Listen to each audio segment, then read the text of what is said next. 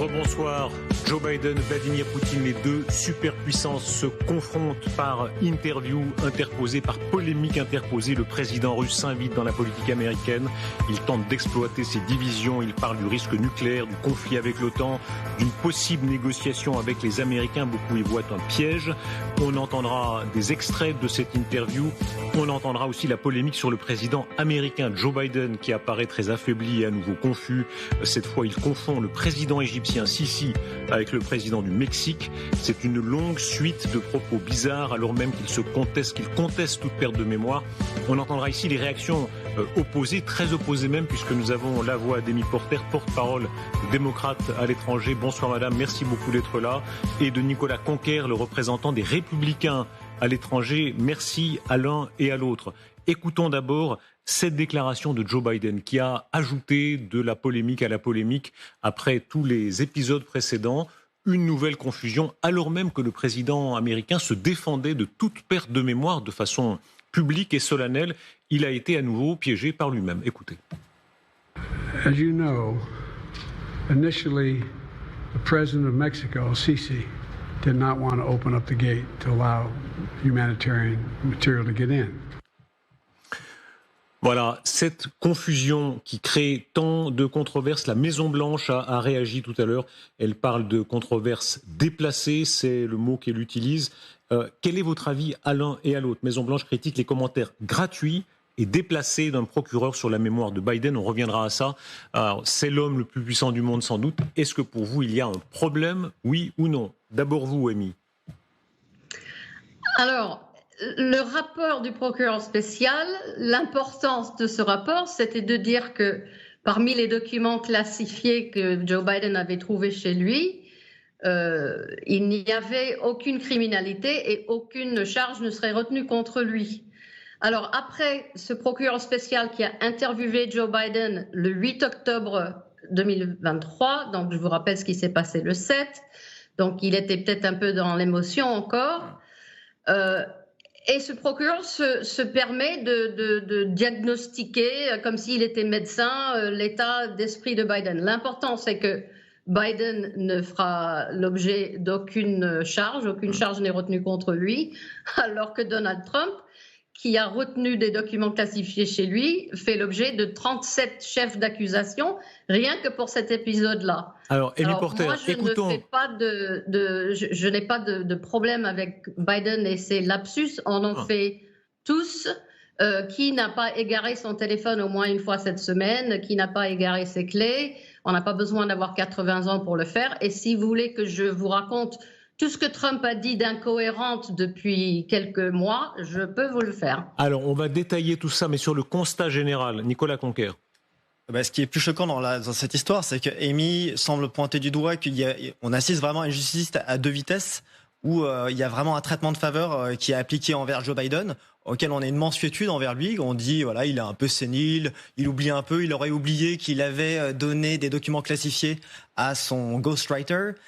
Il aurait partagé des documents classifiés, il ne sait pas où sont ces boîtes-là. Et donc on voit des images qui sont assez atterrantes, qui sont des images d'archives classifiées dans son garage, qui laissent à penser que déjà il n'est pas en pleine possession de ses moyens et que deuxièmement, il n'avait absolument pas le droit de les avoir. Alors, lisons les propres mots de la justice. Ce Robert Hue, chargé par le ministère public d'enquêter sur les documents classifiés retrouvés dans la fondation Biden. Il ne se souvenait plus quand il était vice-président, ne sachant plus exactement en quelle année son mandat avait commencé et où il s'était achevé, ni exactement l'année du décès de son fils aîné Beau. Il parle aussi d'un homme âgé, sympathique, bien intentionné, mais, ajoute-t-il, doté d'une mauvaise mémoire. Alors, est-ce que oui ou non, il y a un problème de situation ? C'est tout sauf anecdotique. On rappellera plus tard la mémoire de Roosevelt, qui à la fin de la guerre, l'état physique de Roosevelt a été un vrai sujet de débat politique, jugé d'ailleurs diversement, comme aujourd'hui. Écoutons cet autre extrait qui s'est ajouté dans cette longue suite de bizarreries et de pertes de mémoire. Joe Biden parle à l'époque du Hamas. There is some movement, and I don't want to, well, maybe choose my words. There's some movement. There's been a response from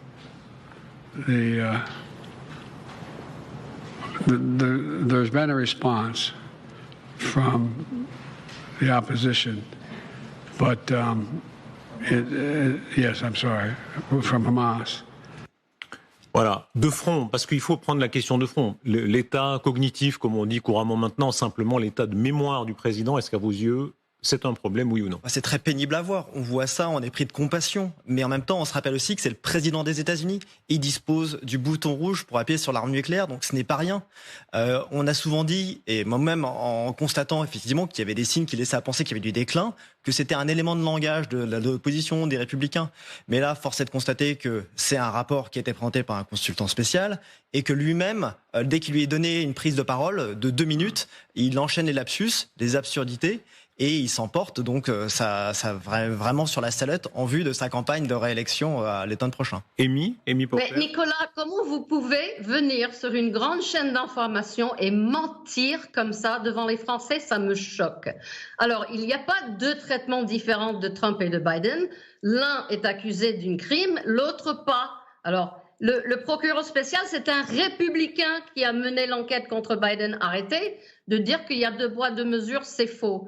Alors, est-ce que Trump a confondu Nikki Haley, son adversaire à la présidence, et Nancy Pelosi, l'ancienne speaker, 4 fois? Est-ce qu'il a dit que Viktor Orban était le président de la Turquie? Est-ce qu'il a dit que son adversaire en 2020, c'était Obama? Est-ce qu'il a dit que les soldats américains avaient pris les aéroports d'assaut dans la guerre de 1812? Est-ce qu'il nous a dit de boire du Javel et que les éoliennes faisaient mourir les baleines? Arrêtons, personne ne regarde les idioties de Trump. Biden a fait une conférence de presse de 1500 mots hier et on s'arrête sur le Mexique. Il est un peu préoccupé par ce qui se passe à la frontière mexicaine. La réponse, est-ce qu'il y a la paille? La réponse de Nicolas Conquer, est-ce qu'il y a la paille et la poutre dans cette affaire? Absolument, il y a une certaine... Et ils viennent de voter contre leur propre législation pour régler le problème.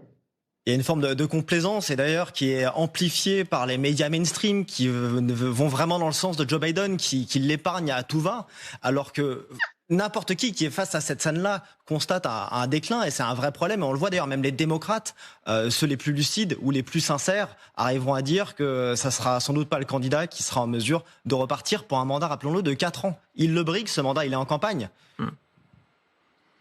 C'est archi faux, et les républicains ne parlent que de l'âge de Biden parce qu'ils ne peuvent pas l'attaquer sur son bilan.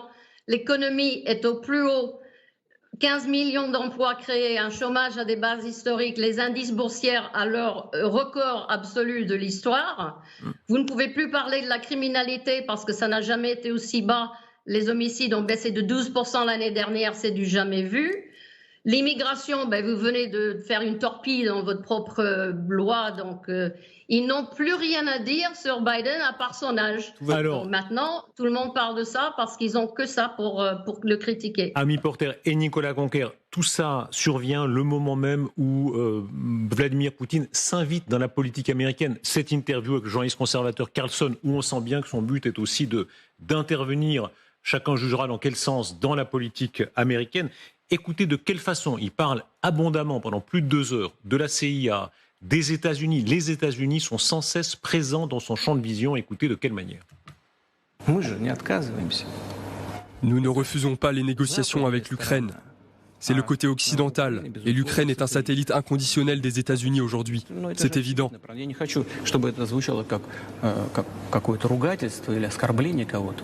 Par conséquent, dites aux dirigeants actuels de l'Ukraine, écoutez, venez, asseyez-vous, négociez, annulez votre décret stupide et asseyez-vous pour discuter.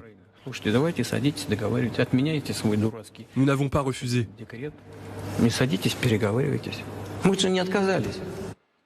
Voilà, cette sorte de perche, est-ce une perche, est-ce un piège que Vladimir Poutine tend en quelque sorte aux États-Unis en disant on peut parler, on peut négocier. L'un et l'autre. On sait que là-dessus, Joe Biden et Donald Trump n'ont pas du tout la même sensibilité politique depuis des années. Nicolas Conquer. Déjà, là, le contexte, c'est que c'est pas de la diplomatie, c'est du journalisme. Tucker Carlson, qui est un ancien animateur vedette de Fox News, après s'être fait limoger, a monté sa propre chaîne, son format sur X Twitter. Et là, il fait une vidéo de 2 heures avec le président de la Russie. Et il a plus de 100 millions de vues en moins de 24 heures. Donc c'est une caisse de résonance absolument considérable. Derrière, on peut dire que c'est de la propagande. Peut-être qu'il s'est fait prendre au piège de Poutine, mais je pense que c'est à chacun de juger à la lueur de ce qui a été dit. Ce cours magistral d'histoire sur la Russie, je pense que chacun, de vouloir dire qu'il faut censurer, de vouloir dire qu'il y a une tentative de manipulation, c'est vraiment mépriser un peu le libre arbitre et l'intelligence de chacun de pouvoir tirer un peu le vrai du faux de ce contenu. Ami Porter. Moi, je n'ai rien à dire sur ce que a dit Poutine. Ce que je peux vous dire, c'est que Tucker Carlson, qui n'est pas journaliste, a été limogé de Fox News parce qu'il a tellement menti après l'élection de 2020 en répétant le mensonge de M. Trump comme quoi il avait gagné l'élection, qu'il a coûté à la chaîne 787 millions de dollars en diffamation. Donc, ce que fait Tucker Carlson ne m'intéresse absolument pas. Est-ce qu'il intéresse 100 millions de personnes? Il intéresse 100 millions de personnes, donc il n'intéresse pas Amy Porter, ça peut lui chaud, je crois. Et est-ce qu'il y a une différence pour les intérêts supérieurs des États-Unis d'Amérique? Parce que le rapport avec la Russie, évidemment, est déterminant, selon que Trump ou Biden l'emportent. Dans ce qu'on voit, dans ce que dit Poutine, lui, il n'a pas l'air d'avoir de différence suivant qui sera le vainqueur de l'élection présidentielle à venir. Est-ce qu'on peut négocier avec Poutine, selon vous? Mais je pense qu'il est éminemment nécessaire de le faire, qu'on a vu que les voies qui avaient été empruntées jusqu'à présent n'ont pas abouti. On est dans un conflit qui s'éternise de 2 ans. Et Poutine, c'est peut-être la seule chose qu'il faut retenir de cette intervention, qui, rappelons-le, dure quand même 2 heures et 8 minutes. C'est que, effectivement, là, une fois de plus, il insiste vraiment sur le temps long. Et que c'est là-dessus dans lequel il se passe. Quand nous, on est dans l'instantanéité, l'immédiateté, on n'aura pas des résultats. Et donc, il faut savoir un peu emprunter d'autres voies diplomatiques et revenir à la table des négociations. Amy Porter, est-ce que là-dessus, Joe Biden serait vraiment différent? Alors, contrairement à Nicolas, qui fait partie d'un club de gens qui aiment les républicains, moi, je représente le comité national du Parti démocrate. Nous sommes le bras international du parti. Je ne vais pas me prononcer sur une quelconque histoire internationale parce que nous avons des membres dans 190 pays à travers le monde, y compris en Ukraine et en Russie. Donc, je vous dirais juste, regardez dans quel état étaient les États-Unis sur la scène internationale quand Trump était président et maintenant, quel est le regard que nous avons des États-Unis avec Joe Biden comme président. Comment répondre à l'argument selon lequel Joe Biden est déclinant? Et on a bien vu, on peut rappeler l'histoire, ce débat existait sur Roosevelt après coup, parce que les historiens souvent ont révélé après coup les difficultés physiques qu'il avait notamment à Yalta. On se rappelle les débats sur l'état de Brejnev dans les années 80 en Union soviétique. Regardez de quelle manière les républicains exploitent les images de Joe Biden à des fins évidemment de leur propagande, et l'un et l'autre, vous pourrez réagir.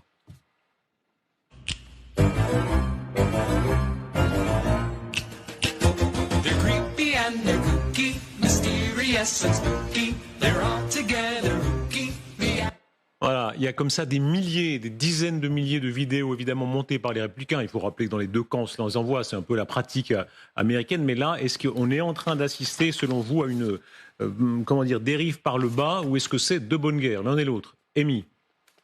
C'est complètement ridicule. Encore une fois, regardez son bilan. On a réindustrialisé le pays. On a réparé l'infrastructure.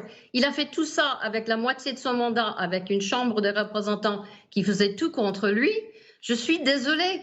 C'est peut-être de bonne guerre dans une campagne politique, mais c'est d'une stupidité capitale. Je vous dis que Joe Biden, qui est un ancien bègue, et j'y connais quelque chose, ma mère était orthophoniste. Il cherche des fois ses mots. Il a fait des gaffes quand il avait 25 ans, il en fait maintenant. Il n'y a rien de différent. L'état de Biden ne se dégrade pas.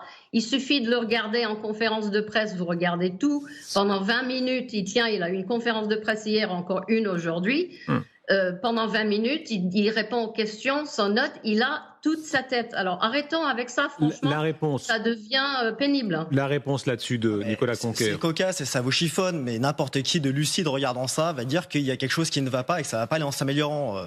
Et que, effectivement, hier, il a fait une présentation qui était catastrophique. C'était de loin la pire conférence de presse de l'histoire des États-Unis, dans laquelle il a cherché à se justifier. il s'est emporté, il a continué à faire des lapsus et ça n'a fait qu'aggraver son cas. Sa dernière véritable conférence de presse, qui est encore sur un format arrangé, ça remonte à octobre dernier. Donc on est vraiment dans quelqu'un qui fuit les médias, qui fuit les questions et qui s'entête dans un déni qui ne trompe personne. Nous poursuivrons ce débat avec vous. Vous reviendrez, s'il vous plaît, l'un et l'autre. Merci beaucoup à l'un et à l'autre de la participation. Tout de suite, la mémoire de Robert Badinter, avec notamment des éléments de l'ultime interview qu'il nous donnait ici à LCI, mais aussi Bernard Kouchner, l'amiral Vichot, Elisabeth Guigou, la situation sur le terrain de l'Ukraine et encore ces extraits de Vladimir Poutine, cette opération de communication et de propagande menée au Kremlin avec beaucoup d'écho, notamment aux États-Unis. À tout de suite.